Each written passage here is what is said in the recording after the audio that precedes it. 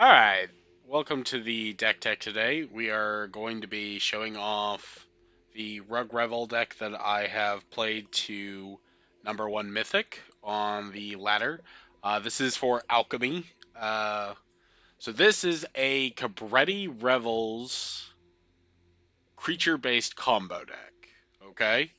Uh, the idea is that we are going to cast Cabretti Revels and that we are going to cast a bunch of creatures and kill them some way with either our main deck Devilish Valets, or if we are able to set up for Racketeer Boss combined with a Griding Ignis, okay, this lets us put every creature basically onto the field, okay.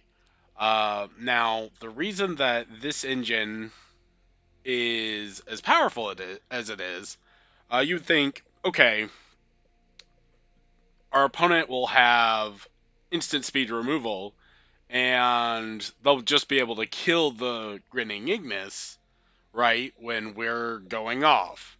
Well, the key that makes the main engine so robust is that the combination of Cabretti Revels and Racketeer Boss, they're all cast triggers, okay? So that when our Grinning Ignis comes into play, uh, there's not a trigger being generated that's giving our opponent an opportunity to kill it. Because if you look at it, Grinning Ignis's ability is a mana ability, and mana abilities do not use the stack. Okay? So, if you are going through the combo, okay, and your opponent is sitting on a piece of removal, okay, they actually don't have a way to break the combo. Okay, the only way that they can break the combo of Grinning Ignis plus Revels is if you have one of your three copies of Devilish Valet in play. And that's the reason we're not playing any two drops that generate triggers for the Grinning Ignis coming into play, like the Innkeeper. Okay, because it seems like a natural add-in in the deck, but it actually makes the deck worse. Because it gives the opportunity where there shouldn't be any against the control decks. Now we've got some interesting card choices here. Okay, Artillery Enthusiast can act as a tutor in this deck. Okay, it's not super reliable on our two drops. Okay, but it can find something like Racketeer Boss when you need it, or a Stitched Assistant. Like, you're more likely to find those cards because you're playing four of each of those. Speaking of that, Stitched Assistant is our main creature-based card draw. Okay, so that when we are comboing, this allows us in combination with Antique Collector to find any number of cards, because the Stitched Assistant can be made to shuffle back into the library, and you can sack it, okay, to itself, shuffle it back in, replay the Ignis, fetch up the Assistant, draw again, okay? So this lets you find any card that you're needing that may be outside of these two or one drops, okay? Whether that be trying to find a Devilish Valet, Grizzled Huntmaster to fetch up some kind of, effect out of your sideboard, or if you just want more Cabretti Revels. Usually not like an issue there, but yeah, being able to find the Devilish Valet so that you can, once you've fully set up the combo, okay, you're able to kill them fast. Like, you don't have to do quite so many actions. Uh, Now, the reason we play Devilish Valet over the sideboarded Witty Roastmaster in the main is that Witty Roastmaster is obviously, when you have the combo, is the superior card, because you don't have to get into combat, and there's certain effects that just won't come up because of that, whether that be something like the Emperor or Castle of Aganjo channeling to kill it. Okay, but the valet the reason we play this in the main is sometimes you just kill them with Valet, with Cabretti Revels. Like, if I have a Valet in play and a Cabretti Revels, and I cast two creatures, okay, those two creatures will trigger the Revels, and that makes it so that my Devilish Valet will have 16 power, okay? So that gives you a win condition. And the reason I'm playing Grizzled Huntmaster is it's a creature, it provides some flexibility. You can find your fourth copy of Grinning Ignis. You can get card draw. We usually have lots of treasures. So I think this is the best singular card that you can get that will allow you to dig out of a grindy control matchup. Okay. We have removal. We have the Witty Roastmaster. Again, if we're trying to kill them outside of combat completely. And I'm playing Hollow Hinge Wrangler as just, again, a singularly powerful card. Okay, because sometimes in matchups that involve things like discard, okay, your opponent can drain all your resources and you're not able to combo. Okay? So we play the Hollow Hinge Wrangler, and we have a singular powerful card that can turn after turn, especially if we're flooding, be like, make a 6/6, you killed my 6/6, make a 5/5, make a 5/5, make a 5/5. It just gives you something to do against control decks that manage to drain your resources. Like, I think this deck's very good against control, but sometimes against multiple discard spells, that can happen. Okay, so we're gonna play a 5-game series with this. Okay, and we're gonna play in the ladder. Okay, we're gonna play in best of one. I know some people prefer 2 out of 3. I like to get my games in and out, So let's go in and let's hit up the ladder here. So we're gonna save that deck and go play on Alchemy Ranked.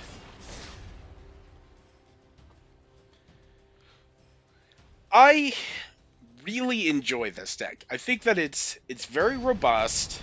Uh, if I had to liken this to a historical card printed before, this deck, it feels very much like something like Alurin. Again, another creature-based combo deck. Um, this hand here, we're gonna keep it, okay? We're on the play. We have interaction with multiple cards. We have a combo piece, and we have Cutthroat. This is again a singularly powerful card that I'm happy to play. Okay, because sometimes your opponent just doesn't cast something on turn 2, and then they lose. It forces that response. So we're gonna start off with Rahilda here. And we'll see how our opponent responds to this. See, he's playing this. He might have to untap it and not scry, cast Vanishing Verse. He's going to play a 3/2. That's fine. Let's see if he's going to give us a draw on his deck.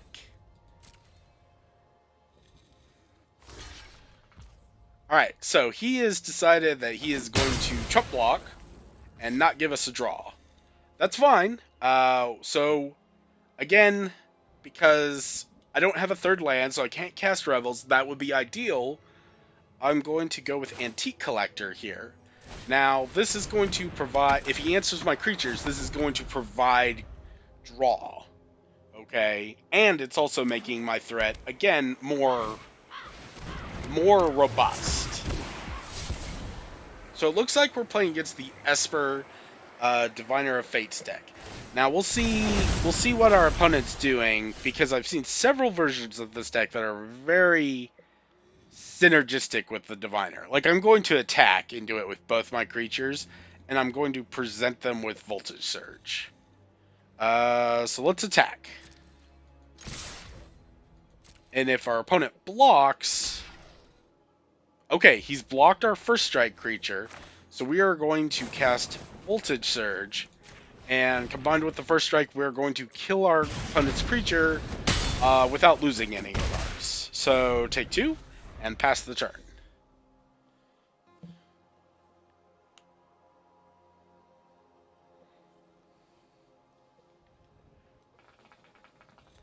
If I draw a third land, this hand becomes extremely powerful.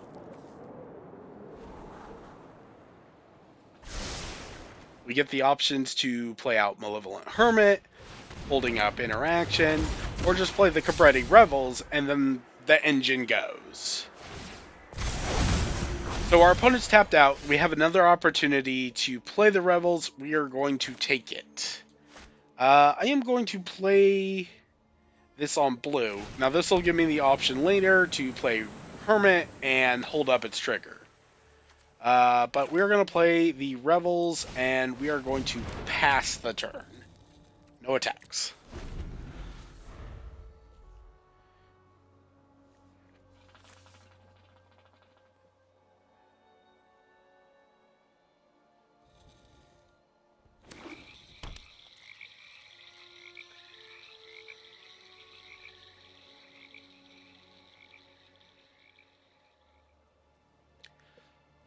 So our opponent has 5 lands in play.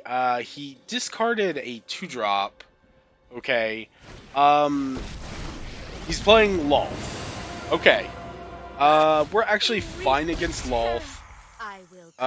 If he attacks, I would double block here. This is going to be a case where I'm actually going to cast Devilish Valet. Alright, so because I've hit Racketeer Boss, I'm going to target a Racketeer Boss and a card draw. Alright, our opponent thought that that was too much, probably did not have an answer for the Valet. He was definitely going to die the following turn with the cards that I had. Okay, so that's round 1. We played against Esper. We got stuck on the mana a little bit. But that was fine. We have plenty of 2-drops in the deck. And we're gonna go into game 2 here.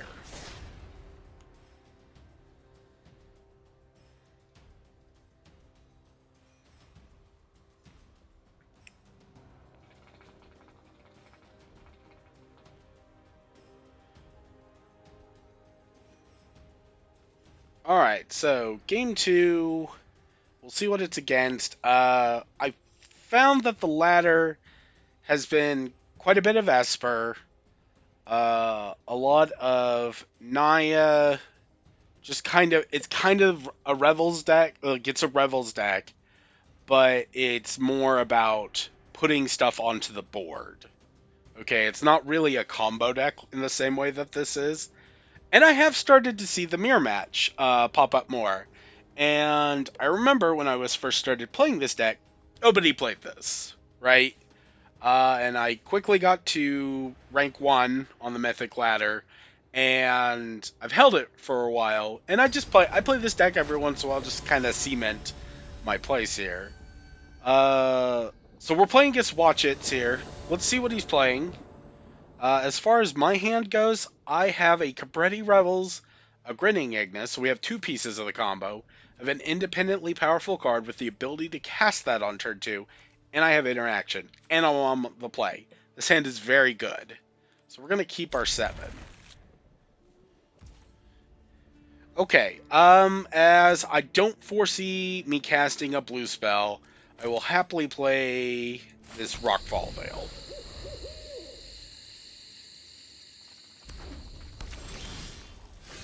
Okay, so we drew a second Cabretti Revels. Probably not going to be relevant unless our opponent can answer ours. We're going to play Rahilda here and see if our opponent just shocks it. They didn't, so now we're testing our opponent. Like, can you answer my Rahilda, or am I going to get free draws? He did answer it. That's fine. Now we're going to cast Cabretti Revels. Now, here's one of the things that makes this deck so powerful. I can actually just cast the Grading Ignis to go fish for guys.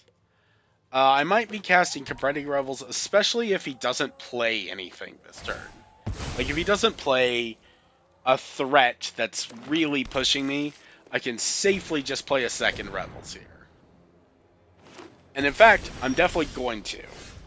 Actually, I take that back. I'm going to play a land. We're going to play Racketeer Boss. And we're going to discard the secondary copy of Rebels. Alright. So, if my Revels gets answered, okay, then he'll tap mana, he'll answer the Revels, and with a land draw, I can go completely from the hand, an infinite combo, and kill my opponent. He's going to use removal on Strangle, or his Strangle on my Racketeer Boss. That's fine. Creatures in this deck literally do not matter.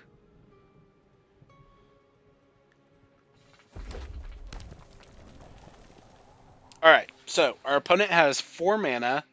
Let's see if he has the ability to interact. He's discarding 2 cards, discarding a card to draw 2 cards. That's fine. Let's see here. I'm gonna pass. So our opponent has 2 mana up, so this is a case where I could play the Devilish Valet, but I don't have to. Okay, so because our opponent has 2 mana up, I can just safely cycle this Grinning Ignis until I have an unassailable board state. And can just kill it with the board state that I have. And he will never have the opportunity to kill this Ignis, no matter what card he has at play or in his hand. Barring counterspells, obviously.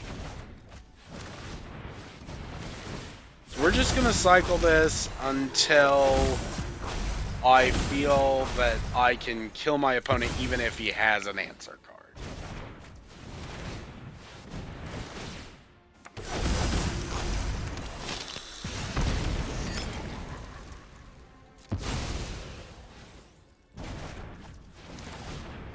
Playing this deck, by the way, get ready to cast and perform a lot of triggers.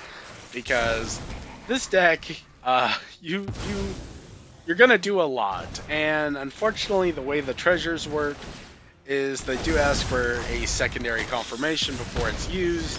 So it involves extra steps in clicking. And Grinning Ignis can create some weird situations as well when you're going to return it back to your hand. Like putting multiple effects on the stack, creating an error that makes you back up. But that's fine. It's time consuming, but that's the reason it's fine is because this is the safest way to kill our opponent. He literally can't stop this at this point. And now that I've drawn a counter spell, okay, as soon as I draw another Racketeer Boss, I can actually safely deploy the Valet at this point. So we're going to do this. We're going to go like that. Return. Cast Valet.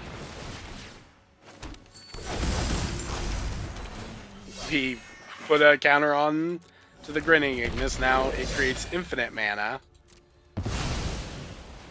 But our opponent is just dead now, regardless of what he has. So let's let the fireworks go, and we'll cycle this one more time and then kill our opponent. We're gonna decline that. We have 16 power.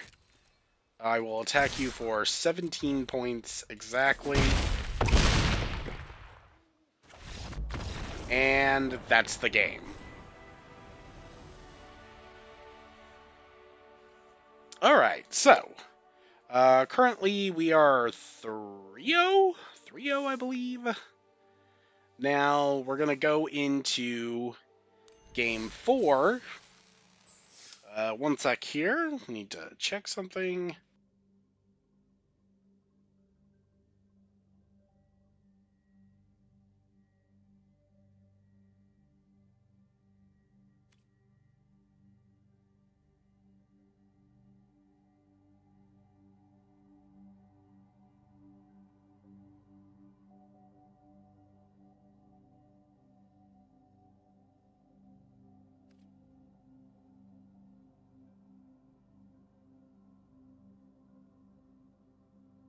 Okay, sorry about that. We're going into game 4 now. Currently, we are 3-0 with the Grinning Ignis Revel combo with red, blue, green.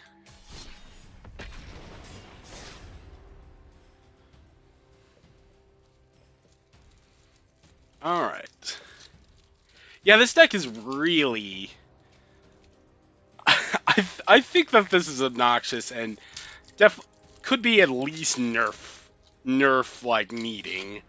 Uh, just I've seen I've seen a lot of people play cards that generate triggers in their deck, and it makes the deck seem fairer than it is. Like the fact that Grinning Ignis is a mana ability. I don't think that is something that many people are thinking about. The fact that it doesn't use the stack and does not generate priority for your opponent to respond. So even though it can only be used as a sorcery, it just doesn't matter. So this is something how I would nerf this deck. Okay. And if you wanted to nerf this deck in a way that made the deck playable but dropped its power level a little bit, maybe the Racketeer boss, you make it a 3-drop and up its stats. Because as a 3-drop, you wouldn't be able to fetch it with Grinning Ignis, and it would slow the deck down. So looking at this hand again, we have 2 pieces of the combo. We've got some interaction and card draw. So we're gonna keep this, and we are on the draw of this game. So let's see how this goes. Mirror Match. This is one of the people I've probably played and inspired to play this deck. So we're going to try to not play the Boseiju. So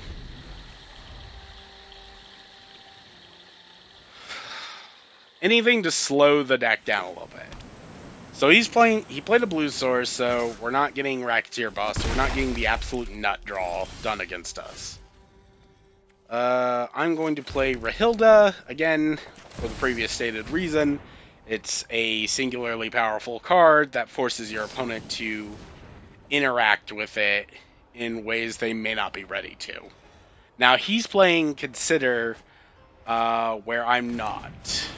Now, I think the deck has enough card draw between the zombies and the... Okay, so... He's got the Roastmaster. We have the Voltage Surge now. So now, because I drew that, I actually feel comfortable playing the Boseiju. So we're gonna play We're not gonna play Revels yet. We're gonna attack first, and we're gonna see if he is willing to give us a free card. He's not. I figured it out, but might as well check. So we're gonna play Revels. There's literally no way he can combo from what he's done this game. So I'm free to play it.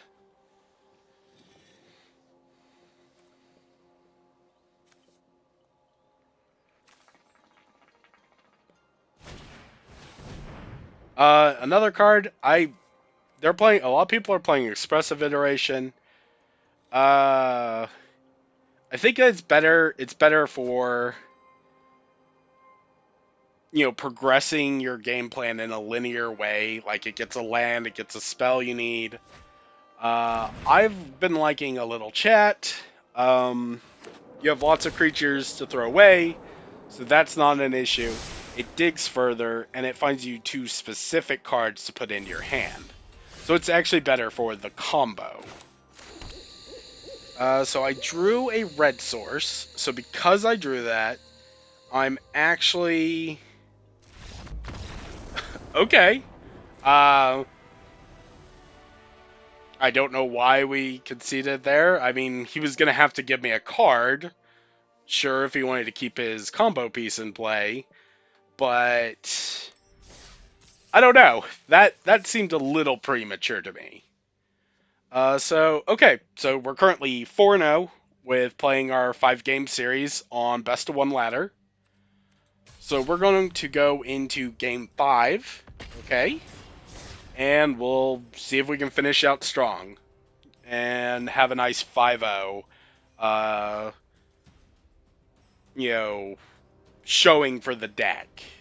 Cuz I do think that in the context of this format and kind of the discoveries I've made building this deck, that this is, in a vacuum, the best deck in the format.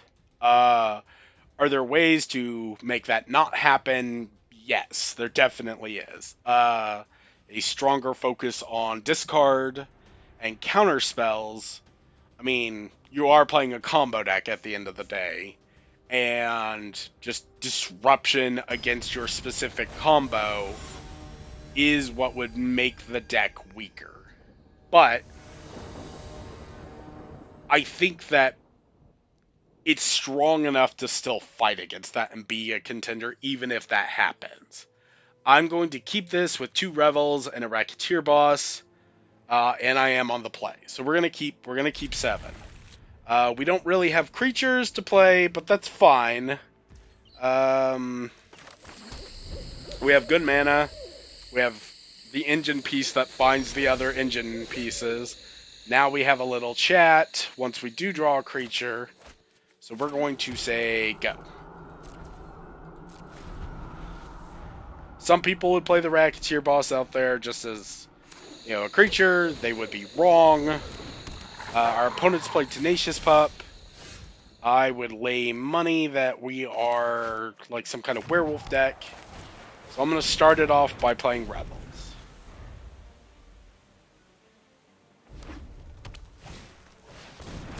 No, we just are. We're also on Rebels. Okay, so I drew the best card I could draw there. So we're going to go and play Stitched Assistant. It's going to get us a 1-drop that we could sacrifice. It gave us an artifact for the Voltage Surge. It found us a Grinning Ignis. And we happen to have 2 mana up, so we're going to play Racketeer Boss. And we're going to put a counter on our Ignis, and depending on what our opponent does on this turn, that is the game. Okay, so we still only have 3 mana. Alright, so we're like a Rebels Werewolf mashup. We did tap out, so we are dead.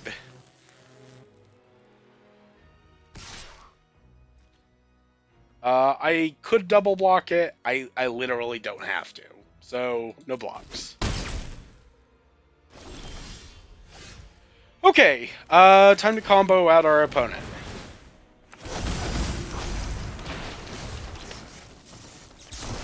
I don't need any cards, so I'm not going to sacrifice anything. And I usually don't like sacking anything until I've had an antique collector to re-buy my card draw. Especially because with this, the way I'm going to play this is I'm going to go and get the haste goblin and just attack my opponent for loot. Alright, we'll put it on there.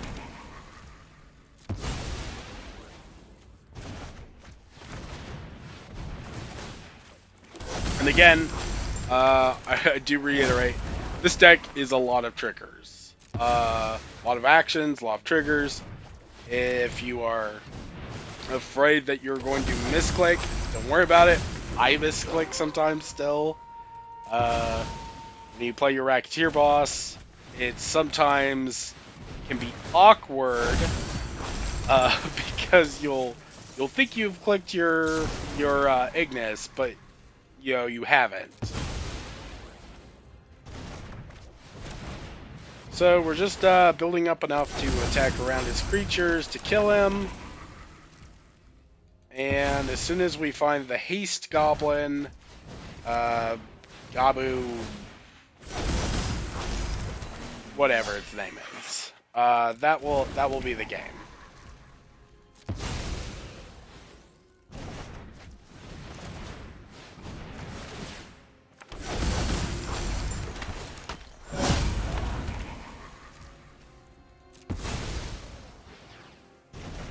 So there's a reason that I describe. Okay, there we go.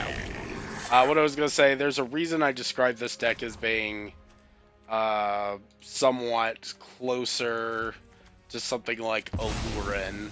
Okay, and that's, I mean, you're a creature combo. You have lots of options when you're casting your spells. Okay, that should be enough. I'm gonna just do a quick count here.